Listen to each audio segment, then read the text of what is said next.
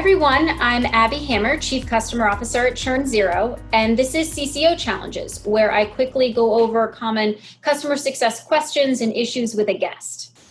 Today, I'm delighted to welcome Tsang, who is the CEO here at ChurnZero, and we're going to talk about how to win budget for CS technology investments. So Yuman, as you know, many customer success departments are still relatively new. So a common challenge that I hear from other CCOs is that they have to fight for basic technology investment, way more than the leader of sales or the leader of marketing might have to do. So I want to talk about approaches they can use to try to overcome that challenge. I have a couple ideas, want to run past you, see what you think. Sure. So first big piece of advice I often give is to make sure that you can tie your ask back to the bottom line. Like, how can you actually move numbers that matter to the business? Save customers, expand new accounts, those sorts of things. Now, a lot of people have questions about how to do that effectively. So I'm hoping you can give some guidance there.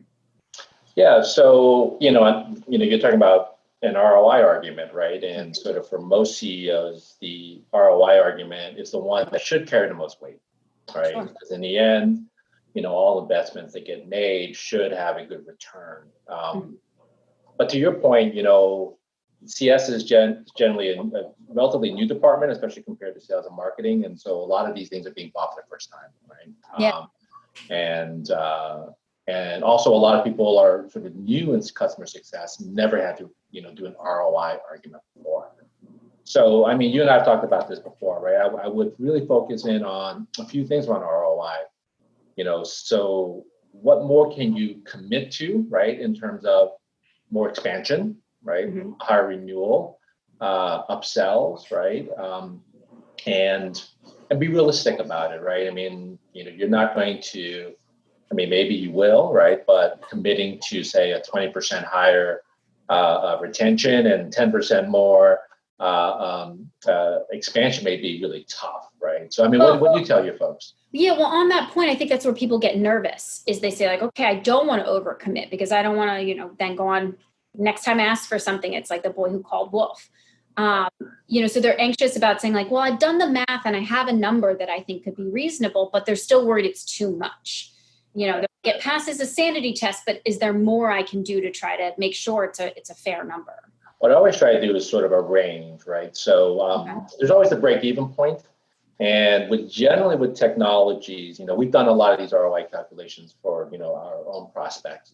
And generally the break-even point is actually absurdly low, right? It's like all you need is a 0.15% increase to break even. Mm-hmm.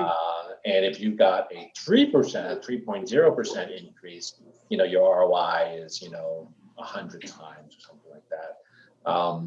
And so I would actually do ranges, right? And yeah, if you want to be aggressive on your top range, I suppose you should, but you should probably have a low range, a high range, and a target. And I think that's okay.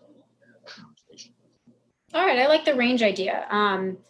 Something a lot of CCOs run into as they start having these conversations as well is, particularly if they've got a CEO who's likes to create, likes to build, they might say, all right, well, why would we do a recurring investment for, whether it's technology or people or something like that, when we could just build? Why don't we just build? And that's, again, being newer, something we still hear a lot is, can't we just create this with our CRM? Or, let's throw a little bit of dollars at a developer and they can create this for us. So effective, would you ever ask that of me? Or how could I combat that if I came to you and that was your response? Yeah, build versus buy is extremely common.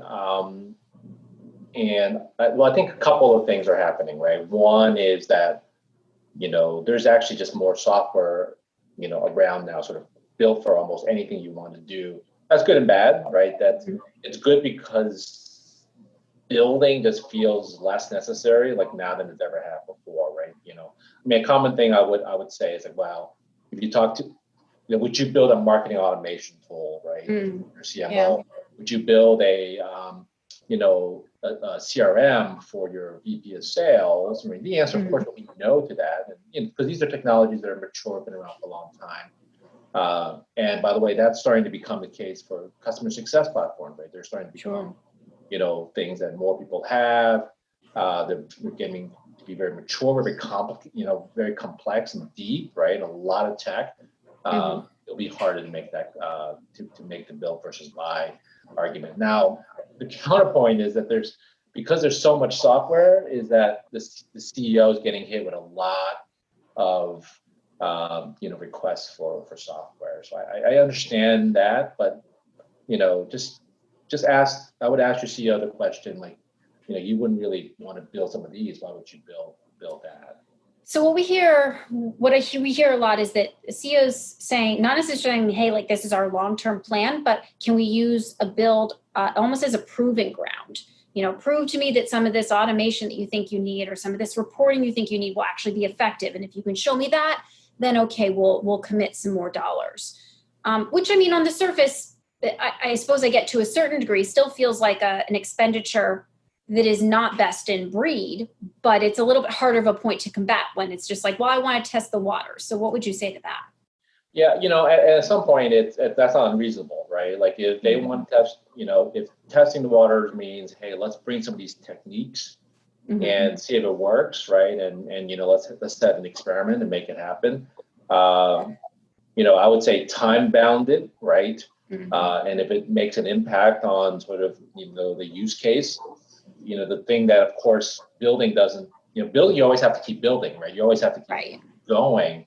And at some point, it doesn't make much sense when there's great technology out there. But it's not, that's a harder one to fight. So you may want just time bound it and try to get it done quickly to prove that the techniques are interesting. Okay, all right. A technique that a lot of CCOs have tried as well is coming at it almost from a process angle. So sure, we can have meaningful impact on the business, but particularly the fast growing team, being able to standardize, and have high quality and, a lot of consistency across what you do, particularly as you're trying to diversify your CS programs amongst your different types of customers. There's a real draw there from someone who's in charge of that all being, good service. There's a real draw for formalizing processes through technology. Do you find that to be a compelling argument as a CEO, or do you feel like you have to have experienced the pain of it not going well for that to be a good argument? Yeah, well, I mean, like you hate to learn by failing too many times. I mean, sometimes you have to do that. Look, I mean, think about some of the other departments that have to scale, pretty quickly. When you grow, think about sales. Actually, sales is probably a really good analogy to CS, right? If you want more sales, you have got to hire more salespeople. If you have more customers, you have to hire more folks in CS. And sales has been around longer, so let's pick up some learnings from sales. And the learnings, of course, is no great VP of sales would have each person start without a plan, right? An onboarding plan. A plan for them to get productive, a plan for them to start contributing, right?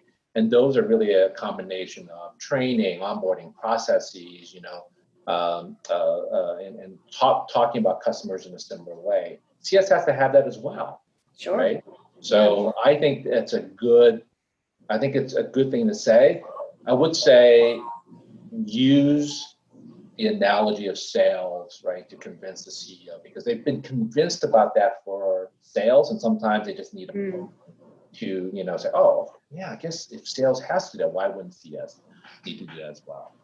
Yeah, we're seeing more of that as CS starts to look at having an ops role as well. Like sales ops has been a thing for a long time, and no one would think of trying to run a full-fledged sales operation without an ops person. But CS is still fighting for that resource, fighting for that need. So I think the analogy there is strong. I agree. The way we might as well take advantage, I suppose. That's right. So I think one last idea I want to run past you is I have found sometimes when I talk with you, it's helpful for me to come with other internal champions behind me. If I can get our leader of sales on my side around an idea or a purchase, if I can get my CMO, on board, then I feel like I'm coming in with a bit of a team behind my back, and it's easier to get things that I need. Do you think that works well when it comes to technology investments? I mean, maybe for certain CEOs it would. It's probably less interesting to me. I trust you to Tell me what technology you need for you to make the case. It certainly doesn't hurt, right? If Jason, our head of sales, and Hunter, our head of marketing, came along and said, "Oh, yeah, it's a really great idea." I would say maybe the one thing that I worry about is, you kind of sometimes have to put your money where your mouth is, right? So I say to Jason and Hunter, I was like, "Oh, you like it so much? Why don't you contribute? There's not enough funding for Abby to get it, but if you kicked in a few dollars, then we can do it." And if they say no, then it kind of works against you. I see. Yeah. No, that's fair. Like some people actually love that collaborative, decision making. So if your CEO's like that, then that may be helpful. That's fair. I will. You haven't asked about one thing, which I think is really important, is visibility, right? So if your technology is going to help me, the CEO, understand the base better, or at least it will help me feel more confident that you understand your base better, right? So, if the health scores help me, feel good that X% of our customers are healthy, these need work, right? These are in trouble. Just having that visibility just puts a lot of comfort, for someone like myself, right? For a CEO. So I think that's important, right? If you don't have great metrics now, I think that is a good reason to invest in technology. I mean, what have you heard about that, Abby? I would 100% agree. I think it's also, we hear the phrase being customer-centric and having a customer-centric culture gets tossed around all the time now. And there's oftentimes a lot of talk and less action or less concrete action around it. And I think metrics are one way to really circle the wagon around customers. But to your point, if you don't have a clear, easy, way to get those metrics and to be able to slice and dice them to explore various ideas and initiatives, that just limits what you can do, and it limits how actually customer centric you can be. If you don't understand your customers, you can't be customer centric. So, I would actually separate that, Abby. I think there's companies that are just naturally customer centric, right? But that's not what I'm talking about. I actually am talking about the CEO really wanting to feel comfortable about the customers themselves. Right. Oh, okay. I see. And actually just knowing is really, so once again, always, use sort of older departments or more established like sales, like if we're going to have a bad quarter, right? Like poor sales, it's at least a little better if I know we're going to have a bad quarter, right? But it's actually better to have the bad quarter and knowing you have the bad quarter rather than being surprised. Sure. And so it's just that confidence in knowing the customer base, I think is super important. I think customer centricity is really important as well, but either the CEO believes in that or not, right? Right. But even if I don't believe, if I'm your, if you're talking to me and I don't believe in customer centricity, you can still use the visibility technique with me, right? That's fair. No, that's fair. And 2 for the price of 1. If you've got someone who is customer centric, then you got a win-win. So exactly. But hopefully, if they're customer centric, you wouldn't have a tough conversation at all. Okay, well, that's all we have time for today. Yuman, really appreciate you joining us today on CCO Challenges. Appreciate your insights. Gave me a lot to think about, and I hope it's helping others as well. So thanks. Yeah, me too. Well, all right. Thanks, Abby.